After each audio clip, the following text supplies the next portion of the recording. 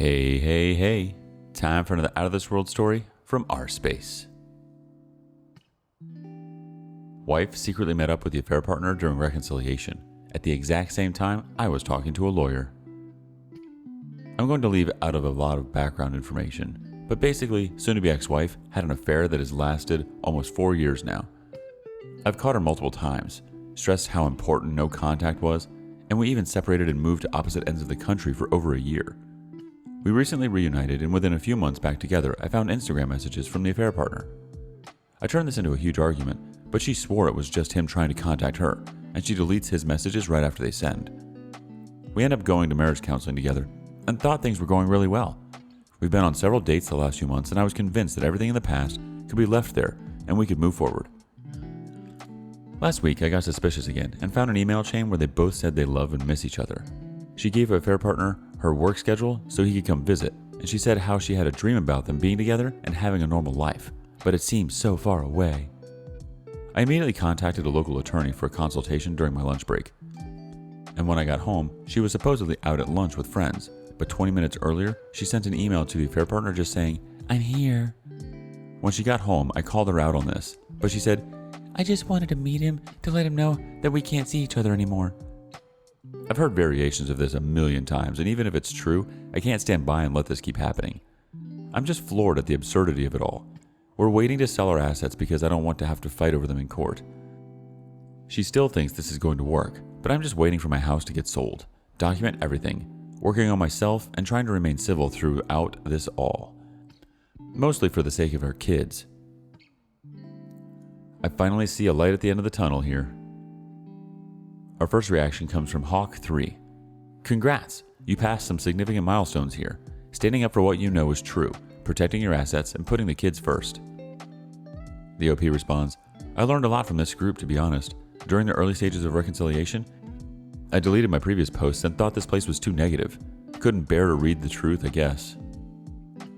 Hawk3 responds again, I don't know how many times I tried reconciliation. He would sob and ask for another chance, all the while scheduling his next meetup. It's difficult to get out of a dead relationship. I guess there are invisible ties that are still there for a long time. I could see myself out of the relationship, but couldn't take that first step for a long time. D Zingy chimes in. I just wanted to meet with him to let him know that we can't see each other more. Amazing. D Save says, sounds like she continues to play you. I'm curious if you were separated for a year, what kept her from permanently leaving to be with the affair partner. When will you finally call an end to her lying to you? Wonder Typical 9962 has a thought. She is really a screwed up lady. And you knew better to go back to her. She couldn't be ever trusted, back then and now. All she does is lie, then lie again. Is this affair partner married? If there is a partner, find her and tell. You didn't stay married to her, did you? Did you ever get a divorce? If you didn't get one, then go back on that other side again and never come back. The OP replies, we didn't divorce before, but kind of switched to a long-term relationship. Hard to explain, but I had a work opportunity states away, and she wanted to move closer to family, so she moved another 1,000 miles the opposite direction. After my job ended, I came back to where we were before. She really wanted to come back and have our life together and work on things, so I flew out and helped her move everything back. Literally weeks of work and 4 days of driving a moving truck on my own, only for her to end up back where we started with the affair partner. The affair partner isn't married, but they work for the same company now. On to the next story. Cheating ex-wife wants her wedding band back. My wife of 26 years cheated on me with an old flame. She was not unhappy with our marriage. She just thought that she would be happier with her affair partner, who she had wanted to be with years ago, but circumstances, he was married with young children at the time, kept him from leaving his family before she even knew me. When she left me, she kept the engagement ring, the 25-year anniversary ring I gave her while she was having the affair, and all of the other jewelry that I had given her over the years. She also kept some expensive Hermes scarves I gave her for our 24th anniversary and for her birthday, while she was also actively cheating. When she left, as I noted, she left behind the wedding band, but kept everything else. When I saw her at Christmas with our adult children, 6 months after she left, she was still wearing the engagement ring, the 25th anniversary ring, and everything else I mentioned. 6 months after that, She asked me if I would send her the wedding band, at which time I told her no. I was still angry about the fact that not only did she have the affair, she took the other gifts while she was cheating, and to this day denies that she was cheating during both anniversaries, even when I have proof from photos she accidentally left on one of my thumb drives. My reason for keeping the ring was that she crapped on our marriage and doesn't deserve to keep the ring. Plus, she accepted very nice gifts for our anniversaries while she was cheating and clearly has no intention of giving those back to me or to our daughters. I know that if I give the wedding band to her, she won't sell it. She will just keep it in a drawer. Maybe she will wear it, which is weird. But then again, she continued to wear the wedding anniversary ring after she left me and was living with her affair partner. Note that the ring is not very valuable. It is just a simple gold wedding band. No stone. That is in the engagement ring, which she has. It is 2 years later now, and I'm wondering if I should return the ring. I will never use it. My children don't want it. I know that it is very much like me to just let things go as I move on with my life. So the only reason to keep it is to keep her from having it, because I really do think that she doesn't deserve to have it as a keepsake from our many happy years together. On the other hand, I actually really don't care. So now I think I'm being petty. What do you all think, and why? P.S. If I give her back the ring, I might just give her both, her wedding ring and mine. She seems to care more about having them than I do. I have since moved on and have a wonderful new partner. First response from Sooner PGH. Melt them down and sell the gold. Might only get a few dollars for them, but a burger at McDonald's is better than giving them back, in my opinion. 53 with Troll Hair chimes in. Gold is pretty valuable now, probably worth a couple hundred. Sell them and give the cash to your kids. I know all about this. DOP replies, in the grand scheme of things, please take me at my word that relative to what she got in the divorce, the ring is of little monetary value. 53 with Troll Hair chimes in again. Sometimes the little things can be therapeutic. Ignore the whole situation. She is the one being petty. Mine wanted me to give her a key to the home after she moved out and emptied the place, and it was a substantial settlement she got as well. Just greedy. Swimming Site 7682 chimes in. She just wants the wedding ring back, just so she could use it when she gets married to the affair partner. I would sell it, since it brings painful memories of her and the betrayal that led to the end of your marriage, and you need to get rid of it in order to heal. You don't need any more material garbage in your own home that reminds you of her. On to the next story. I have a question for all the wayward spouses in this subreddit. One of the most frequent excuses I read about, and also personally hear from my own wayward spouse, when asked for vital information regarding an incident of their affair, is that they can't remember. How likely is it that they are telling the truth? Mr. Big Bull 01 chimes in. Yes, it is. They do remember. The thing is, they know they are wrong. So if you ask them anything about it, they're reminded of how bad a person they are over and over again. They don't want to be the bad person, so they tell you they do not remember in hopes you would stop asking and reminding them about it. Fifi Twerp says, more like they want to forget, and maybe over time they will. Lunds 12 chimes in.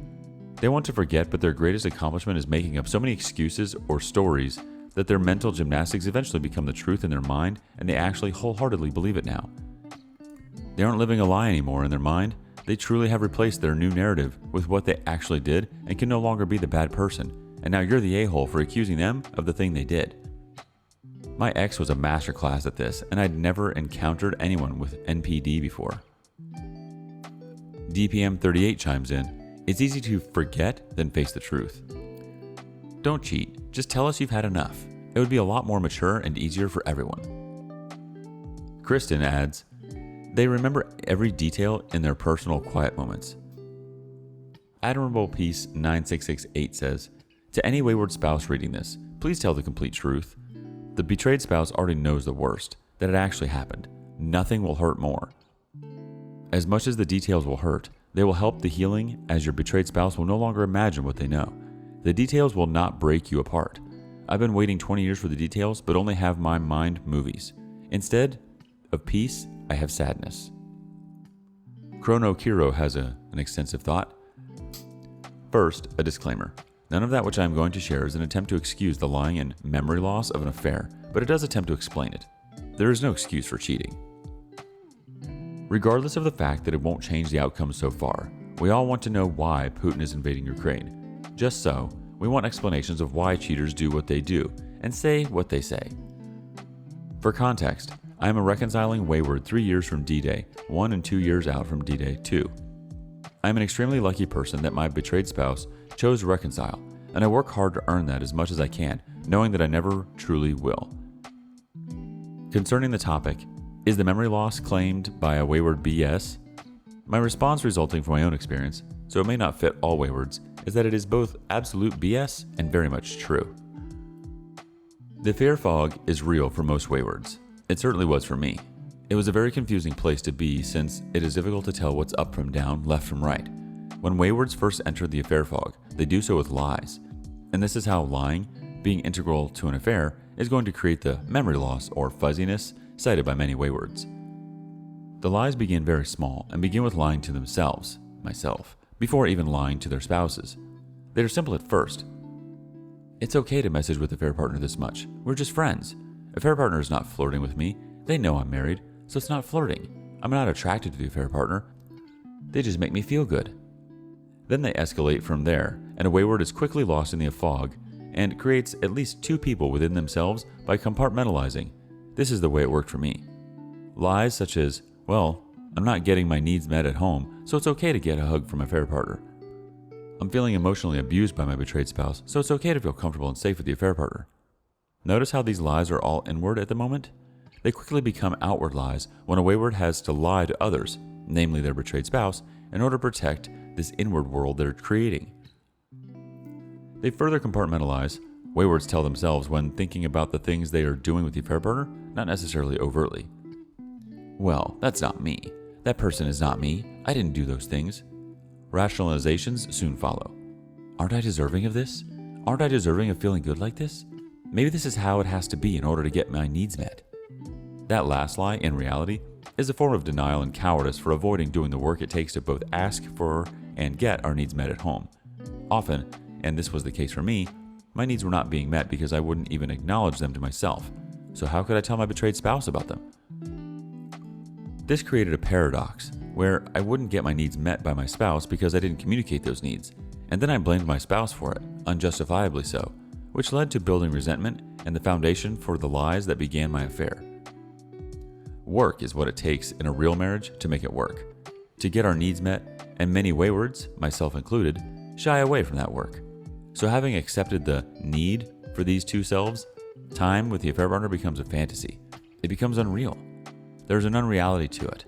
It all becomes part of the separated headspace. When waywards are with their betrayed spouse, any action with a affair partner are denied as fantasy. When waywards are with their affair partner, the guilt or shame they should feel is assigned to the fantasy headspace. It's stuffed down somewhere. These two spaces talk less and less until it's difficult for one to even know the other really exists. And both become fantasy, because the wayward believes they're both happily married and doing nothing wrong, while also getting to enjoy their time with the affair partner. In our heads, neither is real, and neither is unreal. What happens is that when the affair comes to light, either through disclosure or through discovery, all of a sudden, both or many of the compartmentalized selves are all up on stage with one another and the house lights are up. No longer is each one given the spotlight one at a time. They can see one another in all their horrifying realness, and it is life-shattering in a way. The curtain is lifted, and a wayward is looking around, seeing all these different versions of themselves, and is not quite sure which one is real. The truth is, they are all real. They each one want to deny the other, and wish to maintain that the others are not real. This leaves a wayward with two real options: face the reality, or destroy the house lights. Those who choose to face the music have a lot of work ahead of them. In the midst of getting out of the affair fog, which is extremely difficult to do for most people since it involves confronting all of the pain they've caused another human being. Not just another human being, but the person with whom they believe to value more than themselves. And in dealing with that immense guilt and shame, it's hard to then go in and shine a light on the pieces we tried so hard for so long to hide from ourselves. The memories lost. It's hard to recognize that. There is this inherent mechanism to compartmentalization that acts to shut off the light if any of it becomes too real. It requires a lot of work and effort to shine a light on those memories. But a wayward who is willing to work hard, one who actually does care, who wants to be a better person, will work until those lights come on. It takes time, and in that time, the answer for when a wayward can't remember something is to actually say they can't remember it, because they will have to work to overcome the denial mechanism. When exiting the affair fog, A wayward may find it difficult to access a memory of a specific detail. They look around on the stage, see a bunch of strangers, all of whom are themselves, all of whom who have lied to one another, and ask for some truth. And that truth may or may not be forthcoming. They've buried it deep inside themselves. However, those memories can be discovered, can be disclosed, can be arranged, and is all part of the process of fixing oneself. In fixing oneself, it is required of a wayward to shine a light on the darkness of those buried memories, but a wayward in recovery can access them. So I say that a claim of memory loss is BS in that they do have the memories of the things they have done. It's also not BS in the sense that, likely, they are still stuck in the affair fog and are unable to turn on the lights to those memories and be able to disclose them, and not even being aware of that yet, have no good response other than, "I don't remember, I forgot." This is all to say that those dismissive types of responses should not be permanent for a wayward trying to fix themselves or wanting to be part of reconciliation efforts. Sometimes that fixing can happen with the betrayed spouse, and if it does, they are a lucky person indeed. Sometimes it never happens at all. They go on to cheat again and again and again. I hope this has been helpful to either the OP, betrayed spouses, and even waywards who are searching for the tools to turn on the light. It certainly has been what I have come to understand about myself as I have tried to piece out and shine the light on all the things I did during my affair in order to bring as much honesty to both myself and my betrayed spouse, whom I am lucky enough to still have in my life.